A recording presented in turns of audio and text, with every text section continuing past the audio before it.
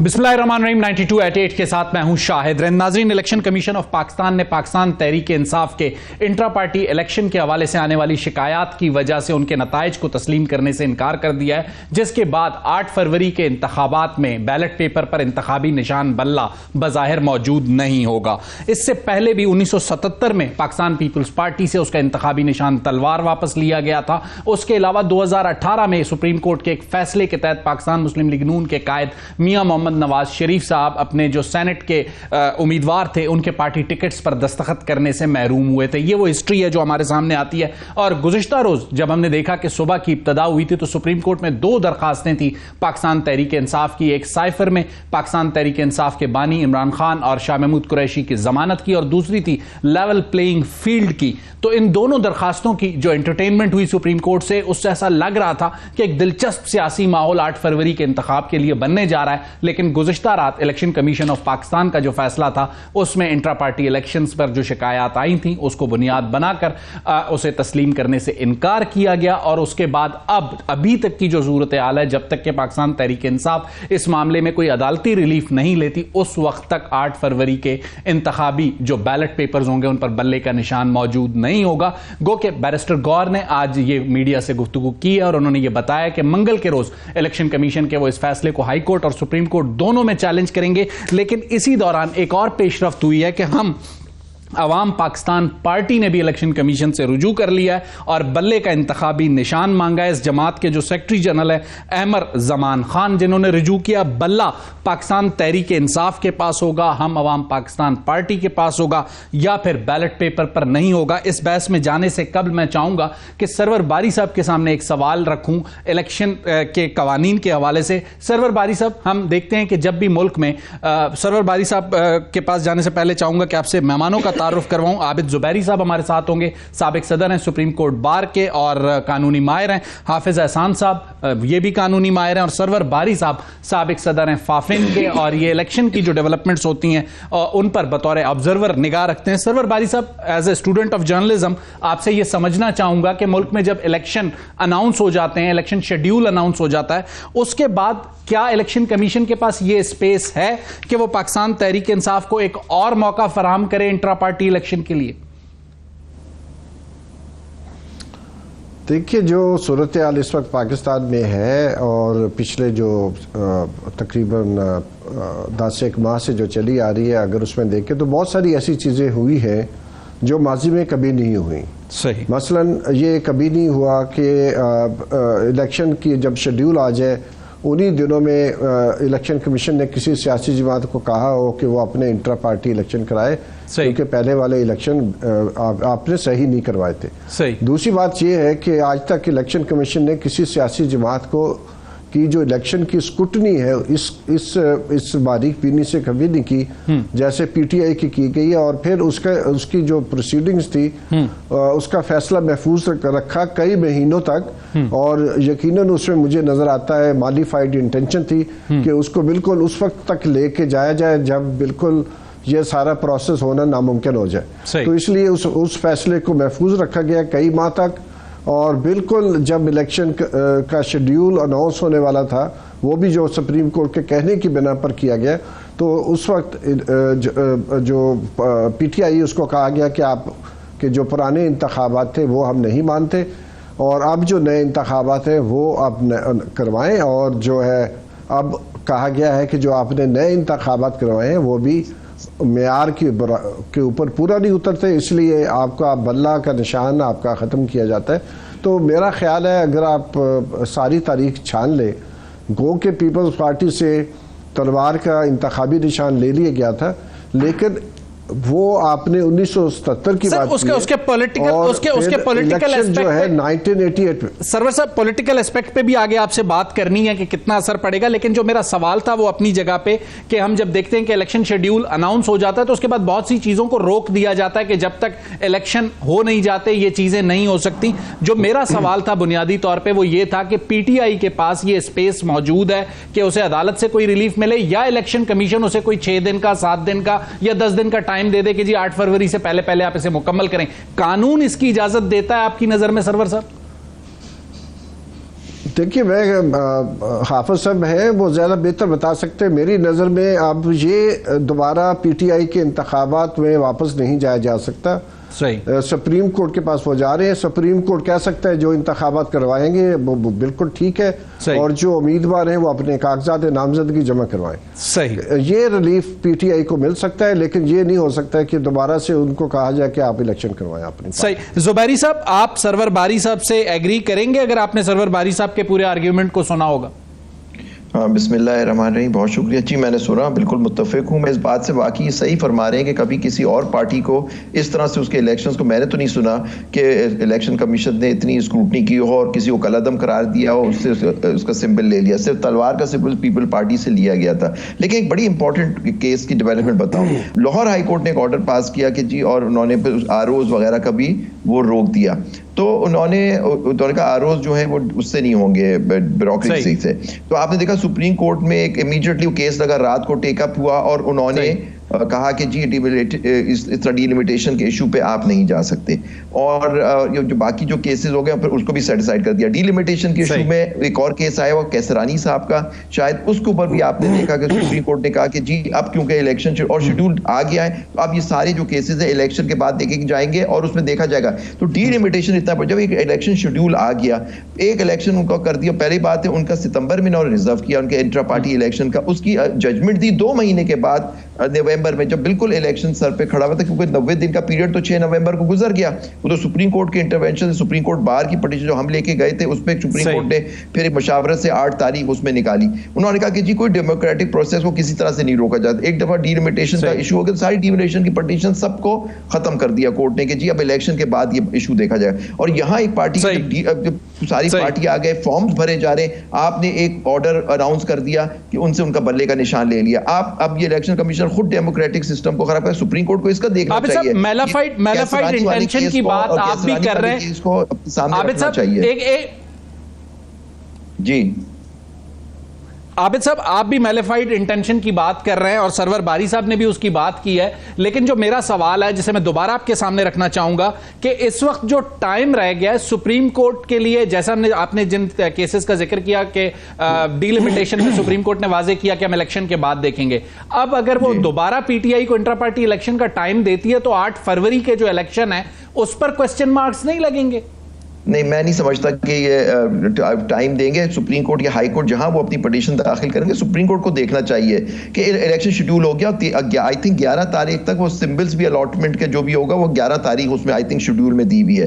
तो जो कुछ करना है 11 तारीख से पहले करना होगा, शेड्यूल आ चुका है। अब उस इलेक्शन तो इस वक्त नहीं हो सकते, वो हो सकता है वो ये कह दें कि जी हम बाद में देख लेंगे, लेकिन इस वक्त पार्टी को आप इलेक्शन तो लड़ने दें। इस इलेक्शन कमीशन के तहत साफ शफाफ इलेक्शन नहीं हो सकते। फेयर, आप खुद देख लीजिए, एक जमात के लोग अपने फॉर्म्स जमा नहीं करा जाके उन पे पुलिस हर तरह का आबिद साहब इस पे आगे चल के आबिद साहब इस नुक्ते पे आगे चल के बात करते हैं कि इलेक्शन शफाफ कैसे हो सकते हैं, या जो पॉलिटिकल नुक्ता सरवर बारी साहब 77 का उठा रहे थे उस पर भी बात करेंगे। हाफिज एहसान साहब, दोनों मौजूद मेहमानों को आपने सुना, दोनों की बातों में 2 बातें बहुत क्लियरली मेरे सामने आती हैं। एक, इलेक्शन कमीशन की मैलिफाइड इंटेंशन पर सरवर बारी साहब ने भी बात की, जुबैरी साहब ने भी बात की। आपको क्या ये लगता है कि मैलिफाइड इंटेंशन वाला उनका पॉइंट ठीक है? और दूसरा जो पॉइंट है कि इस वक्त वक्त नहीं है कि दोबारा इंट्रा पार्टी इलेक्शन हो, तो सुप्रीम कोर्ट से जो रिलीफ पीटीआई को चाहिए आपको लगता है कि मिल सकता है? बिस्मिल्लाहिर्रहमानिर्रहीम। शाहिद भाई, आपका बहुत शुक्रिया। मैं पहले सिर्फ जो लीगल या कॉन्स्टिट्यूशनल एरिया मैं उस पर जाऊंगा, जब दूसरे पे आप आएंगे मैं उस पर बात करूंगा। बिल्कुल इंपॉर्टेंट इस चीज़ के अंदर ये है कि पाकिस्तान की जितनी भी पॉलिटिकल पार्टीज हैं उनके अंदर ना पॉलिटिकल स्ट्रक्चर स्ट्रॉन्ग है और ना उनके अंदर जो इलेक्शंस है उस प्रोसेस के मुताबिक होते हैं जो हमारे लॉ या कॉन्स्टिट्यूशन की स्पिरिट जो सेक्शन 201 से लेके 215 तक इलेक्शन एक्ट 2017 के अंदर लिखा हुआ है कि आपका एक कॉन्स्टिट्यूशन है जो आपने ही जमा करवाया है, उस कॉन्स्टिट्यूशन के अंदर जाके जो इलेक्टोरल प्रोसेस है आपने उसको अडॉप्ट करना है।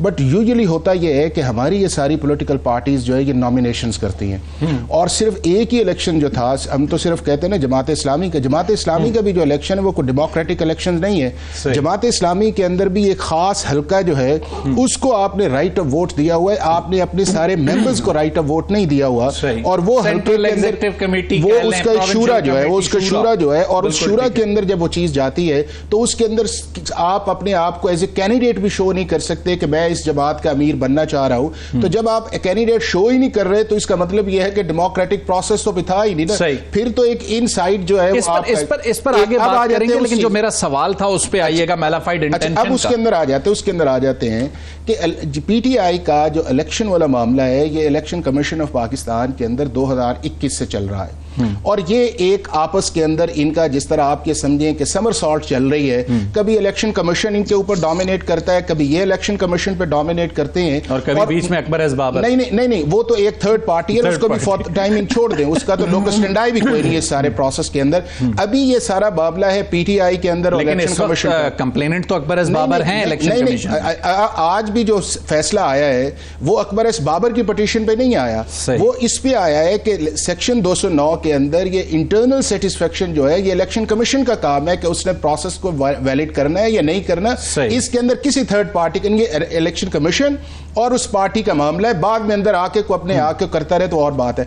अब उसके अंदर जो इंपॉर्टेंट चीज इसके अंदर ये है कि जब ये प्रोसेस जो था 2-2.5 साल से चल रहा था, और किसी जगह आपने कॉन्स्टिट्यूशन को अमेंड किया, चूंकि पीटीआई का सबसे बड़ा प्रॉब्लम यह है कि इनके सबसे ज्यादा ओवरसीज पाकिस्तानी इनके रजिस्टर्ड वोटर्स हैं, तकरीबन 8-8 लाख के करीब इनका है, 6-6.5 लाख। लेकिन मेरे उस सवाल पे आप नहीं आ रहे, मैलाफाइड इंटेंशन की बात की है सरवर बारी साहब ने और आबिद जुबैरी साहब ने। मैं उस पे आ रहा हूं ताकि थोड़ा सा बैकग्राउंड करके फिर आप उस चीज के अंदर आएंगे।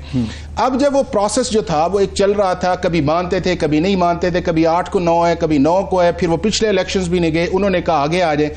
अब जब आगे आ गए तो उसके अंदर एक बात बिल्कुल मुनासिब है कि जब इलेक्शन कमीशन ऑफ पाकिस्तान को 4-4.5 माह के करीब ये फैसला रिजर्व नहीं करना चाहिए था, इसका फैसला करते, बिल्कुल, और ये बिल्कुल मुनासिब नहीं है क्या। लेकिन अगली जो चीज उसके अंदर आई कि जब आपने एक ऑर्डर कर दिया, उस ऑर्डर के बाद आपने वो सर्टिफिकेट फाइल कर दिया, जब सर्टिफिकेट फाइल करके आपने हियरिंग्स पे गए, तो जब आपने 3 admission election commission of Pakistan के अंदर कर गया, और यही बड़ा हिंच जो है पीटीआई को, एक तो ये है कि सुप्रीम कोर्ट या हाई कोर्ट दोनों में से किसी एक जगह जाएंगे, और दूसरा ये है कि चूंकि ये सेक्शन 9 जो है इलेक्शन एक्ट 2017 का, तो आप समझ रहे हैं जो मैलाफाइड इंटेंशन वाली बात है, उस पे रिलीफ नहीं मिल सकता। मैं उस प्रोसेस की हद तक ये कहता हूं कुछ नहीं, लेकिन जब दूसरी आ गई कि जब आपने खुद एडमिशन ले ली इलेक्शन कमीशन ऑफ पाकिस्तान के अंदर कि चूंकि टाइम थोड़ा था, हमारा जो इलेक्शन कमिश्नर लगा है वो भी ठीक नहीं है, हमारे कॉन्स्टिट्यूशन के मुताबिक भी नहीं है, और वो जो जनरल सेक्रेटरी जिसने नॉमिनेशंस की है उसका भी प्रोसेस हमारे कॉन्स्टिट्यूशन के मुताबिक नहीं है। असद उमर साहब की जगह जो उमर अयूब साहब वाला किसी भी कोर्ट ऑफ लॉ के अंदर जाके as a party, as a शख्स किसी चीज को आप एडमिट करके, और प्राइमरी ठीक है, एक मिनट के लिए आपको यहां रोकता हूं, एक मिनट शख्स की अपॉइंटमेंट को आप एडमिट करें, एक मिनट जिसने वो प्रोसेस करना है, तो फिर मेरा एक मिनट के लिए आपको यहां रोकता हूं। सरवर बारी साहब, कल अहमद बिलाल महबूब साहब से हम बात कर रहे थे, उन्होंने भी एक नुकता उठाया, मैं चाहूंगा आपके सामने भी रखूं। उन्होंने कहा कि इलेक्शन कमीशन ऑफ पाकिस्तान ने किसी भी सियासी जमात को कोई सेट रूल्स नहीं दिए हुए कि इन रूल्स के तहत आपने इलेक्शन करवाने। हर सियासी जमात, जैसा कि हाफिज साहब भी ये जिक्र कर रहे थे कि हर सियासी जमात ने अपना तरीकाकार इलेक्शन कमीशन को खुद बताया, कॉन्स्टिट्यूशन के अंदर कॉन्स्टिट्यूशन के अंदर लिखा हुआ होता है। तो पाकिस्तान तहरीक इंसाफ जिसने खुद जो कवानीन अपने इलेक्शन के लिए बनाए थे, अगर उन्हीं को फॉलो नहीं किया, जैसे मेंशन कर रहे हैं असद उमर साहब एज ए सेक्रेटरी जनरल हटाए गए, उमर अयूब की तकर्री का मामला, तो सुप्रीम कोर्ट से आपको लगता है कि 8 फरवरी से पहले पहले या 11 जनवरी से पहले पहले सरवर बारी साहब रिलीफ ले पाएगी पीटीआई? देखिए, 2 बातें आप कर रहे हैं। पहली बात तो ये है कि क्या सुप्रीम कोर्ट से रिलीफ मिलेगी पीटीआई को, और दूसरा ये है कि जो बिलाल साहब की आप बात कर रहे हैं कि जो इलेक्शंस एक्ट का चैप्टर जो है 11 है, और उसके अंदर जितने भी क्लॉजेज हैं जिनका जिक्र हाफिज साहब फरमा रहे थे, उसमें कुछ जो है वो गाइडलाइन जरूर है कि जमात को एक डेमोक्रेटिक और ट्रांसपेरेंट तरीके से अपने मामला चलाने चाहिए।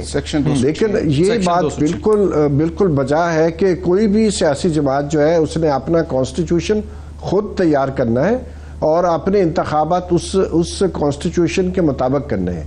तो मैं समझता हूँ इलेक्शंस एक्ट 2017 में जो पॉलिटिकल पार्टीज का चैप्टर 11 है उसमें बहुत सारी बेहतरियां की जा सकती हैं, लेकिन बुनियादी बात यह है कि मामला ये नहीं है कि वहाँ पर पीटीआई ने अपने कॉन्स्टिट्यूशन को चेंज किया नहीं किया, असल बात मालीफाइड जो बात है वो ये है कि इलेक्शन कमीशन जानबूझकर उस फैसले पर बैठा रहा कई माह तक, और बिल्कुल जब टाइम नहीं था इतना कि प्रोसेस को, जिसकी तरफ हाफिज साहब इशारा फरमा रहे थे, उस प्रोसेस को प्रॉपर तरीके से वो अडॉप्ट करते और फिर इंतखाबात करवाते। तो इससे साफ पता चलता है। इसी तरह अगर आप चले जाए, पीछे चले जाए, मुसलसल हमें नजर आता है कि जो टाइम कंस्ट्रेंट है, जो जानबूझ के लगता है कि चीजें इस तरह सेटअप की गई हैं कि उनको आप ठीक करने के लिए अगर कोई गुंजाइश हो, कुछ चैलेंज किया जाए, कोर्ट्स में जाएं, तो वो चीजें जैसे डीलिमिटेशन की आबो जुबैरी से बात कर रहे हैं, मतलब ये कहाँ का असूल है कि हाफिजाबाद की म्यूनिसिपैलिटी जो शहर का इलाका है उसको उठा के गुजरांवाले की कॉन्स्टिट्यूंसी में डाल दिया गया है। सही। और उसकी कोई वजह नहीं है, और कहीं जो है वो चित्राल की कौमी असम्बली सर इस पे किसी सूबाई असम्बली की नशिस्त सरवर बारी साहब डिलिमिटेशंस पर बहुत से एतराजात मौजूद हैं, इस पर भी आगे बात करते हैं कि फिर किस तरीके से ये साफ और शफाफ इलेक्शन होंगे और कैसे नताइज तस्लीम होंगे। आबिद जुबैरी साहब, जो हाफिज एहसान साहब ने बात की और सरवर बारी साहब ने बात की, आपने सुनी। जुबैरी साहब, इस वक्त मेरे हिसाब से वो जो मैलाफाइड इंटेंशन वाला एक पॉइंट है, उसके अलावा कोई नुक्ता बजायर नजर नहीं आता जो अदालत से रिलीफ लेके दे पाकिस्तान तहरीक इंसाफ को 11 जनवरी तक। आपके ख्याल में ऐसा है?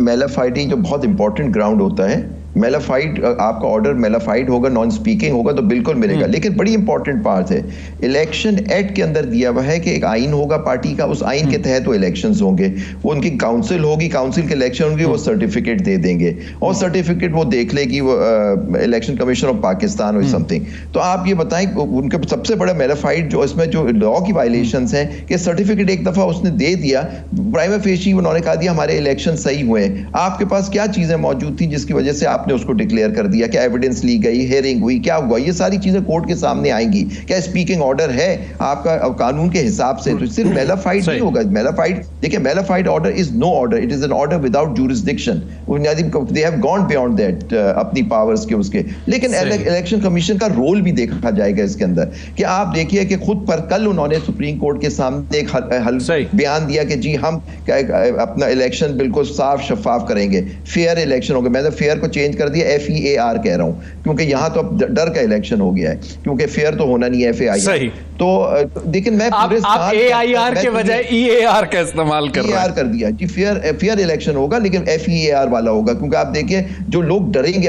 आज चकवाल में हसन रजा पाशा हमारे चेयरमैन एग्जीक्यूटिव कमेटी के पाकिस्तान बार कह रहे थे, चकवाल में एक वकील साहब जा रहे थे अपने कैंडिडेट का जमा कराने PTI का, उसको गिरफ्तार कर लिया गया। अब वकीलों को पकड़ा जा रहा है जो सिर्फ कैंडिडेट भी नहीं थे, वो वकील जा रहे थे। एक मिनट के लिए आपको, एक मिनट के लिए जुबैरी साहब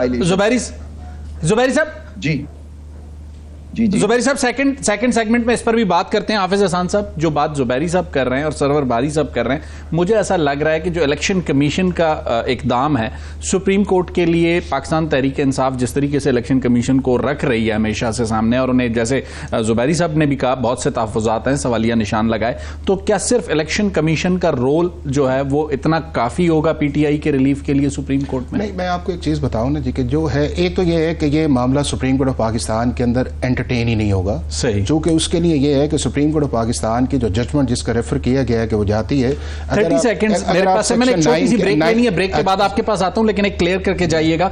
पेशावर में ये इलेक्शन मुनक्किद हुए, तो क्या इसकी जो अपीलेट कोर्ट, अगर हाई कोर्ट, जैसे कि आपकी बात से मुझे तासुर मिल रहा है, तो पेशावर में हो सकते हैं या इस्लामाबाद में? नहीं, उसके अंदर ये है कि आप इलेक्शन कमीशन ऑफ पाकिस्तान के खिलाफ किसी भी जगह जा सकते हैं, ये कोई ऐसा इशू नहीं है।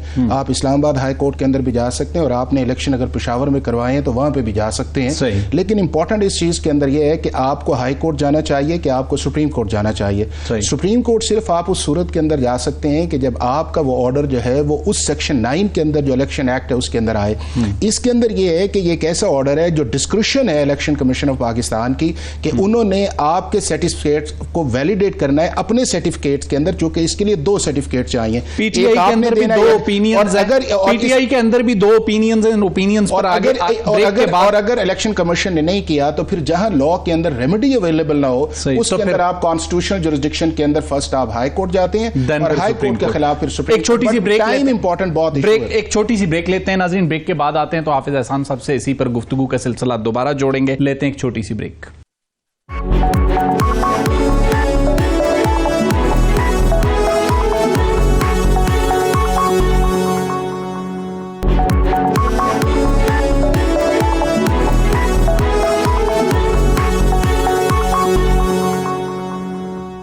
वेलकम बैक नाज़रीन। ब्रेक के बाद एक बार फिर आपके सामने हाजिर खिदमत है। हाफिज एहसान साहब, आप कोई पॉइंट मेक कर रहे थे, उसको मेक कर लें ताकि मैं सरवर बारी साहब की तरफ जाऊं। मैं इस तरह कहना चाहूंगा कि जो मेला फ्राइडे है वो coupled with violations of law regulations आए तो वो सब्सटेंशिएट करती है रिट जुरिसडिक्शन के अंदर। लेकिन अगर कॉन्स्टिट्यूशनल जुरिसडिक्शन के अंदर आप रिट ऑफ सर्शरारी पे जाएं और आप कहें कि उस शख्स ने वो काम ठीक नहीं किया, तो अगर उसका एडमिशन ही आपका मौजूद हो कि वायलेशंस हमारे पार्ट के अंदर है, उनके कॉन्डक्ट पे बात आए तो कॉन्डक्ट जो है वो कॉन्स्टिट्यूशनल जुरिसडिक्शन के अंदर क्वेश्चन ऑफ फैक्ट है और वो उस चीज को डिस्कस नहीं की जाता, चूंकि हाई कोर्ट्स जो हैं वो सिर्फ लॉ पॉइंट्स पे जाती हैं। तो ये एक बहुत बड़ा हिच इस चीज के अंदर आएगा और मुनासिब यही होता कि पीटीआई जो है वो किसी भी मामले के अंदर जो है इलेक्शन कमीशन ऑफ पाकिस्तान के आगे कंसीड न करती, वो अपने इलेक्शन पे स्टिक रहती। आपकी बात से मुझे ऐसे लग रहा है कि 11 जनवरी तक पीटीआई को रिलीफ नहीं मिल रहा। मैं इसके अंदर ये समझता हूं कि इलेक्शन कमीशन ऑफ पाकिस्तान का ये ऑर्डर जो है इसको इमीडिएटली जो है हाई कोर्ट को सुनना चाहिए। किसी भी बड़ी पॉलिटिकल पार्टी को इलेक्शन प्रोसेस से इस तरह बाहर नहीं होना चाहिए। लेकिन जो इनके ही प्रॉब्लम्स हैं वो ही इनके आगे आएंगे, चूंकि ये है कि आज हम 23 दिसंबर में और 11 तक जो है, और हाई कोर्ट्स भी मैं आपको बताऊं हाई कोर्ट्स इस ऑर्डर को रिवर्स नहीं करेगी और हाई कोर्ट दोबारा इलेक्शन कमीशन ऑफ पाकिस्तान को ही कहेगी कि आप इसको रिकंसीडर करें, क्योंकि इसके अंदर नहीं, और उसके अंदर जो इलेक्शन सर्टिफिकेट देना है वो हाई कोर्ट नहीं दे सकती, वो इलेक्शन कमीशन ऑफ पाकिस्तान का काम है, सेक्शन 2(9). तो ये लीगल कॉम्प्लिकेशंस जो हैं ये पहले सोच लेनी चाहिए थी और अभी भी इनको अगर स्ट्रेटजी के साथ लेके जाया जाएगा तो कुछ इसके रिलीफ मिल सकता है, रिलीफ के चांसेस हैं। और अगर सिर्फ पॉलिटिकल नैरेटिव के ऊपर जाएगा कॉन्स्टिट्यूशनल कोर्ट के अंदर तो मुझे लगता है रिलीफ नहीं मिलेगा। सरवर बारी साहब, हम ये देखते हैं कि गुज़िश्ता 2 सालों में पाकिस्तान तहरीक इंसाफ जितनी भी उसे मुश्किलात का सामना करना पड़ा, कहीं कहीं पर अपनी भी जो सियासी गलत फैसले हैं, चाहे वो अपोजिशन छोड़ना है कौमी असेंबली से या फिर उसके बाद असेंबलियों की तहलील हो, तो कुछ ऐसी चीजें हुई हैं जल्दबाजी में या उजलत में जिसका खमियाजा वो भुगत रहे हैं। लेकिन जो पॉइंट मेक किया हाफिज साहब ने, मैं चाहूंगा आप उसको रिस्पॉन्ड करते हुए साथ साथ ये भी रिस्पॉन्ड कीजिएगा कि 77 में पीपल्स पार्टी से तलवार वापस ली गई, लेकिन 88 में इलेक्शन हुए तो हमें पीपल्स पार्टी लीड करती हुई नजर आई। 2018 में पाकिस्तान मुस्लिम लीग नून अपने सेनेट के लोगों को टिकट नहीं दे सकी, लेकिन जो रिक्वायर्ड नंबर था वो उन्होंने लिया। तो 2024 में अगर बैट का निशान बैलेट पे नहीं होगा तो पीटीआई अपना जो स्ट्रेंथ है उसे मेंटेन कर पाएगी। देखिए, 2 रास्ते हैं पीटीआई के पास। पहला तो रास्ता जो है वो जाहिर है जो इस वक्त की सिचुएशन है उसके पस मंजर में देखने की ज़रूरत है कि अगर पीटीआई कहती है कि ये जो एक लिस्ट है वो उसको शाया कर दे कि चूंकि हमें कोई नहीं मिला है और ये जो हलके हैं इन हलकों में हमारे लोग जो हैं, हमारी पार्टी के लोग ये हैं, हमारे उम्मीदवार ये हैं, तो इनको आप सपोर्ट करें। क्योंकि सोशल मीडिया का दौर है तो पीटीआई बहुत सारा जो डैमेज इस फैसले की वजह से हो सकता है उसका वो तदारक कर सकती है। पहली बात तो ये है। सही। दूसरी बात ये है कि जो लीगल बात है कि यकीनन जो सर्टिफिकेट देने हैं वो इलेक्शन कमीशन ने देना है, लेकिन मामला ये है कि अगर सुप्रीम कोर्ट कहे कि जी या हाई कोर्ट कहे कि जो इलेक्शन कमीशन का फैसला है वो सही नहीं है, तो इसलिए जो स्टेटस को जो उससे पहले था वो वापस आ जाएगा। तो इसलिए मैं समझता हूँ कि बड़ा मुश्किल हालात है। लेकिन पीटीआई और जो पीटीआई के चेयरमैन इमरान खान साहब थे, उन्होंने एक जो पाकिस्तान में एक रवायती सियासत है उससे हटकर ज़रा सियासत की और उसका खमियाजा उनको भुगतना पड़ रहा है। सही। क्योंकि वो जो एक स्टेटस को बन चुका था, जो एक चल रहा था बिटवीन PMLN एंड पीपल्स पार्टी और JUIF, पीटीआई ने आकर उसको उस पूरे प्रोसेस को समझे कि अंडरमाइन किया है और एक नई सियासत को जन्म देने की कोशिश की है, और जिसकी वजह से जो स्टेटस को के जितने भी खिलाड़ी थे, जो प्लेयर्स थे, उन्होंने बहुत शदोमत के साथ उनको अपोज किया है। मसला ये नहीं है कि वो इमरान खान साहब जो बहुत लीड के साथ सियासत नहीं कर रहे, वो भी लीड के साथ कर रहे हैं, लेकिन हमें पता है अगर हम बहुत सारे मुल्कों की सियासत देखें तो लीड के अंदर ही कुछ ऐसे सेक्शंस इमर्ज होते हैं जो चाहते हैं रिफॉर्म्स हो। ठीक हो गया, लेकिन रिफॉर्म्स की सरवर बारी साहब, रिफॉर्म्स की बात पाकिस्तान तहरीक इंसाफ ने 2018 के इलेक्शन में की और तब्दीली की बात की, लेकिन 3.5 साल तक वो रिफॉर्म्स और वो तब्दीली नजर आती तो फिर साइफर के बयानिए पर पाकिस्तान तहरीक इंसाफ को ना जाना पड़ता। ये भी एक तल्ख हकीकत है। आबिद जुबैरी साहब, जो पॉइंट हाफिज एहसान साहब ने मेक किया और सरवर बारी साहब ने मेक किया, आप इस पर क्या ऐड करेंगे? देखिए, बड़े अदब के साथ मैं बहुत इख्तिलाफ करूंगा हाफिज एहसान साहब से। पहली बात है, सेक्शन 9 जो है इलेक्शन एक्ट का, वो जनरल इलेक्शंस की बात करता है, वो इंट्रा पार्टी इलेक्शंस की बात नहीं करता। Election inter party election section 200 से शुरू होकर 217 तक जाते हैं। देखिए, उसमें बड़ी इंपॉर्टेंट बात एक ये है कि जी अगर आपको आपके इंटर पार्टी इलेक्शन और जो सर्टिफिकेट आपको दिया जाता है वो आप सर्टिफिकेट पार्टी देती है, इलेक्शन कमीशन में जमा कराती है। इलेक्शन कमीशन कोई सर्टिफिकेट देता 209(4) देखिए उसमें सर्टिफिकेट, वो जो सर्टिफिकेट पार्टी देती है वो अपनी वेबसाइट पे पब्लिश करेंगे। ये है लॉ, उनको कोई सर्टिफिकेट नहीं देना इलेक्शन कमीशन ऑफ पाकिस्तान को। फिर आ जाइए 215 में जो 214 से शुरू होता है इलेक्शन सिंबल देना, उसके अंदर लिखा है कि हर पार्टी को उसका इलेक्शन सिंबल मिलेगा, और लिखा है कि अगर जी उन्होंने इन लॉस की 209, 206, 208, 7, 8, 9 की वायलेशन की है तो उनको 215(3) में शो कॉज नोटिस दिया जाएगा। शो कॉज नोटिस पे उनकी हियरिंग होगी और वो कहेंगे कि अगर इस नतीजे पहुंचते हैं कि जी उन्होंने लॉ को वायलेट किया है तो कहेंगे को एलिजिबल नहीं है इलेक्शन सिंबल। लेकिन जो उसमें लास्ट लाइन है बड़ी इंपॉर्टेंट है कि उनको इलेक्शन सिंबल आगे वाले इलेक्शंस में नहीं मिलेगा। आप देखिए, तो ये भी एक इशू उठेगा कि क्या इस इलेक्शन में वो इलेक्शन सिंबल बल्ला वापस ले सकते थे या नहीं ले सकते थे। आप 215(4) पढ़ लीजिए, वो आगे वाले इलेक्शंस की बात कर रहा है। फिर देखिए, जो रिट पिटीशन जो होती है, writ petition factual disputed questions of fact पे नहीं होती। पॉइंट ये है कि आपने सर्टिफिकेट दे दिया, उसने सर्टिफिकेट आपको दे दिया, आपने हियरिंग की, उसको देखा जाएगा उन्होंने हियरिंग सही की नहीं की। जुबैरी साहब मेरे पास आखिरी 2-3 मिनट है। मैं चाहूंगा आपने जो एक पॉइंट मेक किया है कि ये अगले इलेक्शन के लिए, तो आप ये कह रहे हैं कि ये जो 2024 में 8 फरवरी को इलेक्शन होने वो उसके लिए नहीं है, if I am not wrong. इसमें लिखा हुआ है, देखिए इसमें लिखा हुआ है जो लास्ट 215(5) जो है कि being heard declare it and them ineligible to obtain election symbol for election to the Majlis Shura etc. and the commission shall not allocate an election symbol to such political party or combination in subsequent election। तो अब subsequent को देखिए, वो कहेंगे या तो कहें कि जी subsequent ये 8 फरवरी वाला subsequent है तो इसमें हो सकता है, या कोई हाफिज एहसान ठीक हो गया आपका पॉइंट आबिद जुबैरी साहब ठीक हो गया। हाफिज एहसान साहब आखिरी 1 मिनट आपके पास। जो मैंने सेक्शन 9 का जिक्र किया था वो किया था कि कौन से ऐसे ऑर्डर्स हैं जो इलेक्शन कमीशन ऑफ पाकिस्तान के सुप्रीम कोर्ट ऑफ पाकिस्तान में डायरेक्ट चैलेंज हो सकते हैं, वो उसका कॉन्टेक्स्ट है। ठीक है, जो इंट्रा पार्टी को डील करता है वो 201 से लेकर 215 है, लेकिन 209 का जो सर्टिफिकेट है वो 2 सर्टिफिकेट्स हैं। एक सर्टिफिकेट वो है जो पार्टी हेड करेगा कि हमने ये इलेक्शन करवाया है, बट उस सर्टिफिकेट की इंडोर्समेंट जो है वो जो अगले इलेक्शन वाला पॉइंट है, आबिद जुबैरी साहब 1 मिनट है मेरे पास। इलेक्शन कमीशन ऑफ पाकिस्तान जितनी देर वो सर्टिफिकेट नहीं देगा उतनी देर तक 215 के अंदर सिंबल नहीं मिलता। तो जब वो सर्टिफिकेट ही नहीं, जब वो सर्टिफिकेट ही नहीं है और आपका प्रोसेस इस जनरल इलेक्शन से पहले इनकम्प्लीट हुआ है, तो ये इलेक्शन जो है अभी तो कंसीडर ही नहीं किया जा रहा कि आप अगले इलेक्शन में जा रहे हैं या नहीं जा रहे हैं। अब 30 सेकंड्स अगर मैं हाफिज एहसान साहब को देता हूं, 8 फरवरी को इंतखाबी निशान पे बैलेट पेपर पे बल्ला नजर आता है आपको, 30 सेकंड्स। देखिए, मैं ये समझता हूं कि इलेक्शन कमीशन ऑफ पाकिस्तान का अगर ऑर्डर चैलेंज किया जाता है नहीं होना चाहिए, मुझे बहुत मुश्किल लग रहा है, चूंकि हाई कोर्ट के बाद ये कंट्रोवर्सी सुप्रीम कोर्ट तक जाएगी और सुप्रीम कोर्ट ऑफ पाकिस्तान को इसको डिसाइड करना चाहिए। और पाकिस्तान की सरवर बारी साहब, आपको लगता है कि 8 फरवरी को बैलेट पर बल्ला मौजूद होगा एज ऑब्जर्वर? जी देखिए, मुझे तो लगता है कि बल्ला नहीं होगा क्योंकि मामला कानूनी नहीं रहा। ये जिसकी लाठी उसकी भैंस का मामला है। आबिद जुबैरी साहब, आप बारी साहब से एग्री करते हैं? मैं बिल्कुल एग्री करता हूं, ये इलेक्शन सियासी है, सुप्रीम कोर्ट कुछ कर सकती है इसमें, और मैं समझता हूं सुप्रीम कोर्ट इसमें करेगी। अपना जो अभी ऑर्डर उन्होंने कल किया है कि लेवल प्लेइंग फील्ड सबको मिलनी चाहिए, उसके तनाजुर में मैं कहता हूं सुप्रीम कोर्ट को ये इमीडिएटली टेकअप करके, और मुझे उम्मीद है करे, लेकिन सारी फोर्सेस इसमें कर रही है, पीटीआई को इलेक्शन से बाहर रखा जाए। जुबैरी साहब, एक छोटा सा सवाल है, अगर सुप्रीम कोर्ट टेकअप करती है और इस टेकअप करने के दौरान कोई ऐसी सूरत हाल बनती है कि इंतखाबात 8 फरवरी से आगे चले जाए, जिस पर आप ऑलरेडी कह रहे हैं कि ये अनकॉन्स्टिट्यूशनल है, वो मजीद अनकॉन्स्टिट्यूशनल नहीं होगा?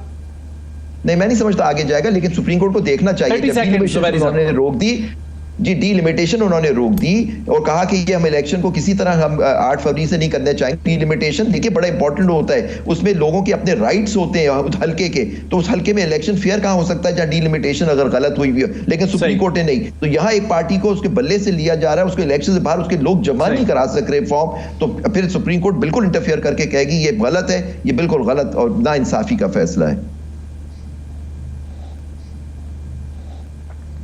आबिद जुबैरी साहब आपका, सरवर बारी साहब आपका और हाफिज एहसान साहब, आप तीनों मेहमानों का बहुत बहुत शुक्रिया। नाज़रीन लेते हैं एक छोटी सी ब्रेक के बाद आएंगे खुर्रम दस्तगीर साहब हमारे साथ होंगे पाकिस्तान मुस्लिम लीग नून से।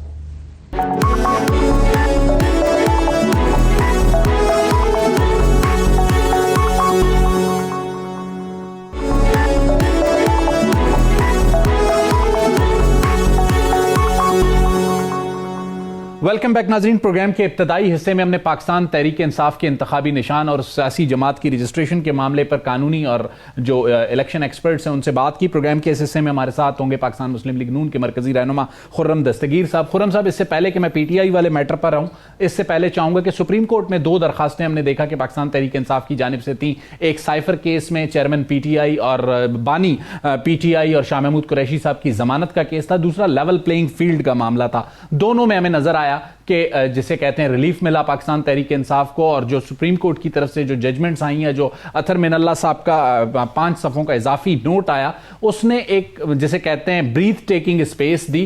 पाकिस्तान मुस्लिम लीग नून गुज़िश्ता रोज की इन समातों को और इस रिलीफ को कैसे देखती है? क्योंकि मरियम औरंगजेब साहिबा आज हमें जरा नजर आई कि उनका मूड ऑफ था इन हियरिंग्स पर।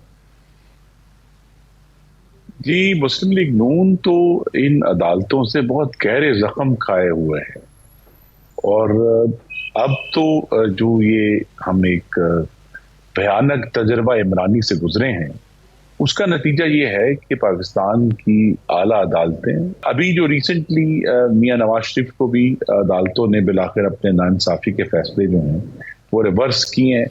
अब तो अदालतों के बारे में कोई भी बात कहना जो है यहाँ पे खुर्रम साहब यहाँ पे काउंटर आर्ग्यूमेंट ये भी है कि आपने जो बात की कि PTI को इस तरह अदालतों से रिलीफ मिला, 21 अक्टूबर को मियां मोहम्मद नवाज शरीफ साहब जैसे वापस आए, नाकदीन कहते हैं वो भी अदालतों का रिलीफ था। तो ये सियासी जमातों का एक वतीरा है, जब रिलीफ मिलता है तो वो कहती हैं बहुत अच्छा है, जब नहीं मिलता तो वो कहती हैं बुरा है। इसको कैसे कमेंट करेंगे आप?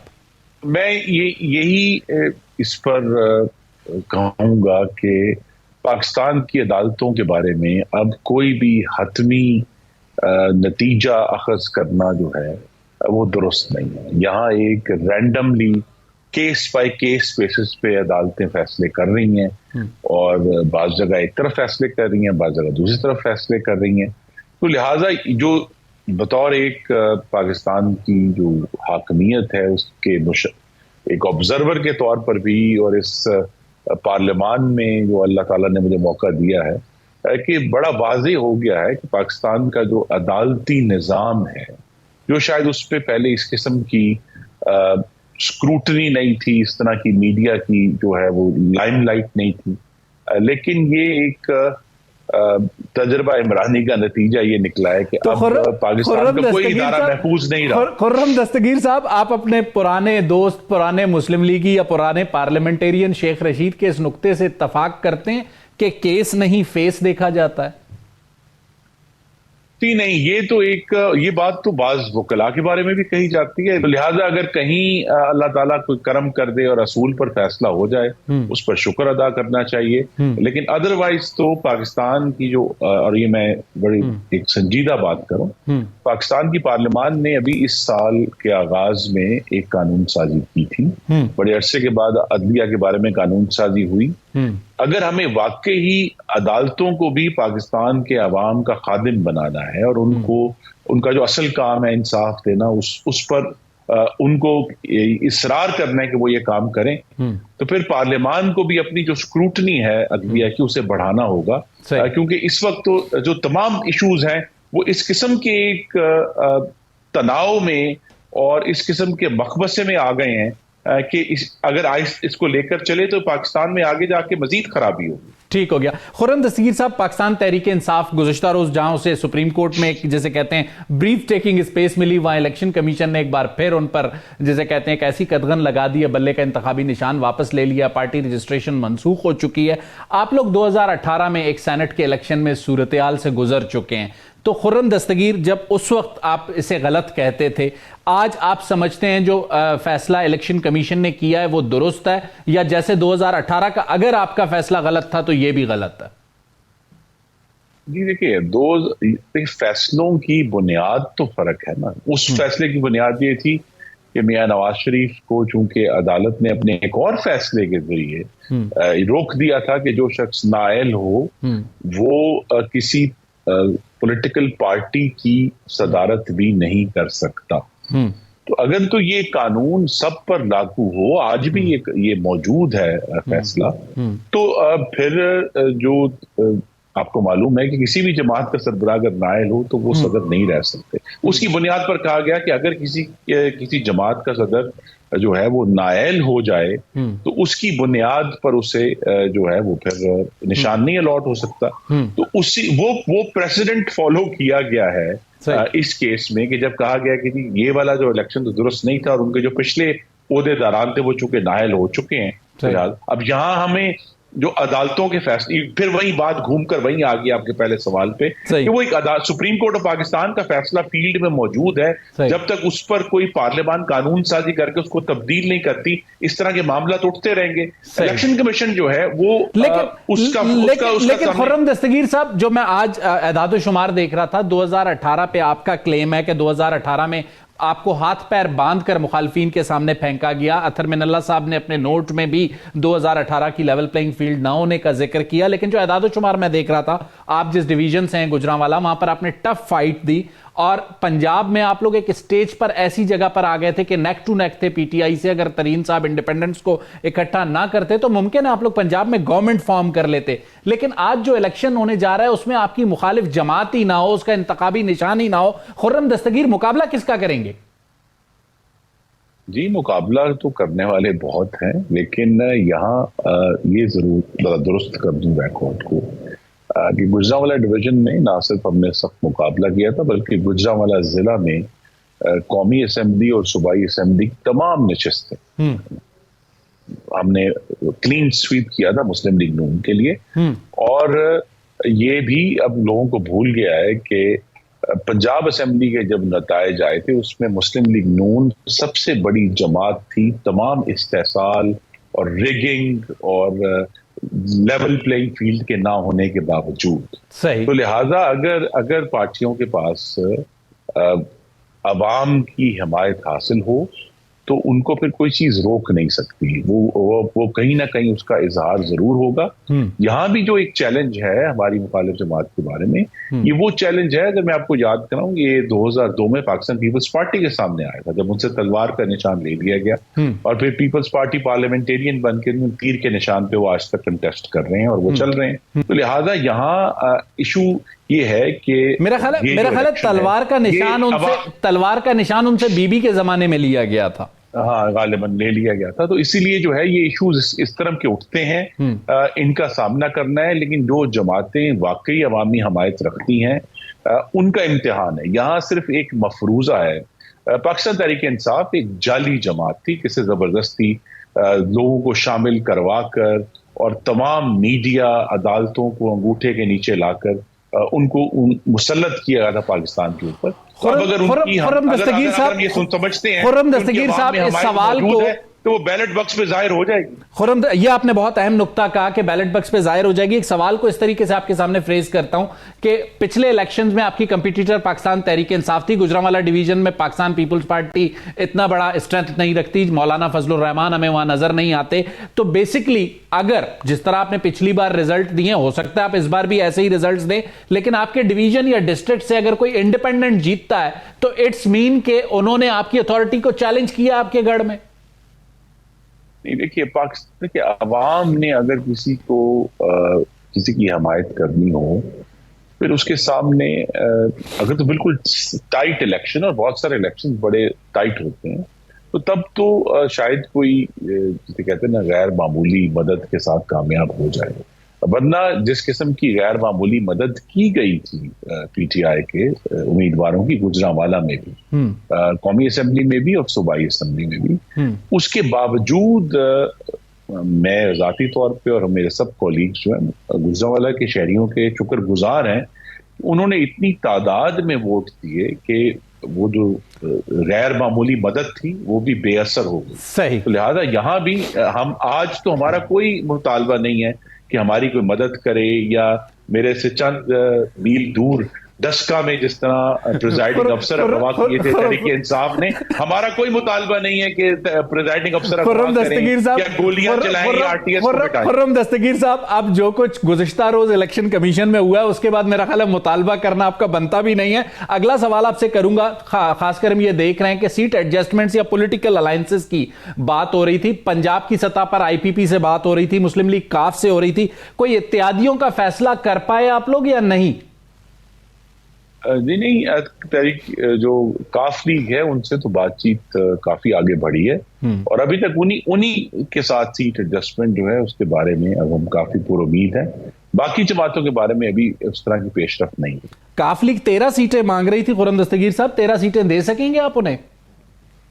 जी ये तो जो हमारी निगोशिएटिंग टीम है उनसे बात कर रही है। जाहिर है जिस चीज पे दोनों जमातों का एग्रीमेंट होगा उसी पर हम आगे चलेंगे, क्योंकि देखिए एक और भी इशू है कि दो बैक वक्त असूलों पर हमें आगे बढ़ना है। एक असूल तो ये कि वो जो नफरत की सियासत थी कि हमारे अलावा बाकी सब डाकू, चोर, गद्दार और काफिर हैं, उससे हटना है। तमाम जमातों से बात करती है, लेकिन साथ ही साथ हमें सियासी इस्तेहकाम भी चाहिए ताकि पाकिस्तान मुआशी इस्तेहकाम हासिल कर सके। तो ये दोनों जो असूल हैं इन पे बैक वक्त हम कोशिश कर रहे हैं कि हम अमल पैरा होकर कामयाबी हासिल कर सकें। आपने कहा काफ लीग से बातचीत जारी है, आईपीपी से भी एक बातचीत का सिलसिला शुरू हुआ था, कमेटियां बनी थी। फिरदौस आशिक आवान साहिबा बता रही थी कि उन्होंने तकरीबन कोई 40 कौमी असेंबली और 70 सूबाई असेंबली की सीटों की डिमांड की है, तो उनसे बातचीत आगे नहीं बढ़ रही? जी उनका मुतालबा इतना मुबालगा आमेज था कि इसकी वजह से कुछ रुकावट आई है। सही। लेकिन जिसने मैंने कहा कहीं भी हमने दरवाजे बंद नहीं किए, हम चाहते हैं हम सबको साथ लेकर चलें। अच्छा, एक सरदार अयाज सादिक साहब का बयान मेरी नजर से गुजरा, उन्होंने कहा कि आईपीपी से उन सीटों पे एडजस्टमेंट होगी जो लोग 9 मई से पहले आईपीपी में थे, 9 मई के बाद जो लोग आईपीपी में आए पीएमएलएन उनके साथ एडजस्टमेंट नहीं करेगी। क्या ये आपने लाइन ड्रॉ कर दी है आपकी लीडरशिप ने? जी चूंकि सरदार अयाज साहब निगोशिएटिंग टीम का हिस्सा है, वही बेहतर वजाहत कर सकते हैं कौन सी लाइन ड्रॉ की है। लेकिन अगर एडजस्टमेंट होती है तो हतमी फैसला तो उन जमातों की लीडरशिप ने ही करना है। ये जो भी डिस्कशन है वो उससे पहले होगी, इससे पहले का हतमी फैसला। अच्छा, पंजाब के बाद सिंध, केपीके और बलूचिस्तान। सिंध में आपकी एमक्यूएम के साथ बड़ी जिसे कहते हैं कुर्बतें थी, लेकिन अब लग रहा है कि सीटों की एडजस्टमेंट नहीं हो पा रही। जो सीट आप लोग मियां शहबाज शरीफ के लिए 4 हैं, आज मुस्तफा कमाल साहब ने वाजे किया कि केमाड़ी की सीट से वो खुद इलेक्शन लड़ेंगे। जी तो ये देखिए, ये जो सियासी मुज़ाकरात हैं और इनमें रुकावट आना और उतार चढ़ाव होना, ये सियासत का हिस्सा है। लिहाजा इसमें हमें कोई परेशान नहीं होना चाहिए। जब करीब वक्त आएगा तो आप देखेंगे कि ये तमाम फैसले जो हैं वो दोनों जमातों की रजामंदी से हम कर लेंगे। खुर्रम दस्तगीर साहब, आपने सियासी इत्तेहाद पर तो बात की, लेकिन कुछ अंदरूनी इख्तलाफात की भी खबरें हमारे सामने आती हैं। खासकर अगर मैं आपसे बात करूं, चूंकि आपका ताल्लुक भी गुजरांवाला डिवीजन से है, ऐसा बताया जा रहा है कि शहबाज शरीफ साहब हैं वो अता तारड़ को वहां से लड़वाना चाहते हैं, मरियम नवाज साहिबा जो हैं वहां पे महमूद बशीर विर्क साहब को लड़वाना चाहती हैं। इसके अलावा राना एहसान अफजल और राजा रियाज साहब वाला मसला है। तलाल चौधरी वाली सीट पे भी कुछ इशूज आपको सामने आ रहे हैं। इसके अलावा जो है तारिक बशीर चीमा और सऊद मजीद वाली जो सीट है वहां पर भी प्रॉब्लम्स हैं। तो पीएमएलएन ने जो अपने इंटरनल चैलेंजेस हैं उनको ओवरकम कर लिया है या अभी तक ओवरकम करना है? इंटरनल चैलेंजेस को ओवरकम करने में सबसे बड़ी जो हमें मदद मिली है वो कायद मोहम्मद नवाज शरीफ की मौजूदगी है। उनके सामने इन सब हजरात, इनका आपने जिक्र किया है, उन्होंने वो पेश हुए हैं अपने इंटरव्यूज में। हर शख्स ने अपनी बसात के मुताबिक अपनी गुफ्तगू भी की है, अपना केस भी प्लीड किया है, और जो भी पार्टी के सीनियर लीडरशिप के बारे में उनके ख्यालात हों, हतमी फैसला तो मोहम्मद नवाज शरीफ ने करना है। वो जो फैसला करेंगे सब पार्टी उसको मानेगी। सही। खुर्रम दस्तगीर साहब, एक सवाल आपके सामने रखना चाहता हूं। बलूचिस्तान में एक ऐसा माहौल बना था कि पाकिस्तान मुस्लिम लीग नून लैंडस्लाइड विक्ट्री की तरफ बढ़ रही है, लेकिन आसिफ अली जरदारी साहब ने एक नई सियासी बसात बिछाई और अब बलूचिस्तान का खेल जरा तब्दील होता हुआ नजर आ रहा है। इस्लामाबाद में यह पर्सपेक्टिव होता है कि बलूचिस्तान या ओल्ड जो फाटा के एरियाज हैं वहां पे जो माहौल बन रहा होता है उसका असर मरकज पर आता है। तो वहां पे तो इस वक्त मफाहमत के बादशाह की चालें चल रही हैं। कहीं आप लोगों का जो जीटी रोड से पोटोहार का सफर है उसमें कुछ मुश्किलात तो नहीं आएंगी 8 फरवरी के बाद? जी, इसमें दो बातें हैं। पहली बात तो यह है कि हम सबके लिए सबक है कि किसी एक वाक़ये को बुनियाद बनाकर हतमी नतीजे अखज़ नहीं करने चाहिए। दूसरा यह है कि पाकिस्तान मुस्लिम लीग नून के कायद जब कोयटा तशरीफ ले गए थे, उस वक्त तो गालिबन 20 से ज़ायद लोगों ने ज्वाइन किया था। यहाँ पीपल्स पार्टी में सिर्फ एक लीडर ने ज्वाइन किया है, तो लिहाजा अभी कुछ फासला है इससे पहले कि हम कोई नया नतीजा अखज़ कर सकें। सही। खुर्रम दस्तगीर साहब, आपका बहुत बहुत शुक्रिया, आपने अपना कीमती वक्त हमें दिया। नाज़रीन, खुर्रम दस्तगीर साहब हमारे साथ थे और उन्होंने कहा कि 8 फरवरी से कबल हमें कोई नया नतीजा अखज़ नहीं करना चाहिए, 8 फरवरी का इंतज़ार करना चाहिए। लेकिन 8 फरवरी का जो इंतखाब होगा, अब वो क्या चैलेंज होगा पाकिस्तान मुस्लिम लीग नून के लिए, इसका फैसला पाकिस्तान तहरीक इंसाफ के मुस्तकबिल के हवाले से अदालतों से आना रहता है। जब तक वो नहीं आता, उस वक्त तक हम भी उस पर कोई राय नहीं दे सकते। अगले प्रोग्राम तक मुझे शाहिद रिंद को इजाज़त दीजिए। अल्लाह हाफ़िज़।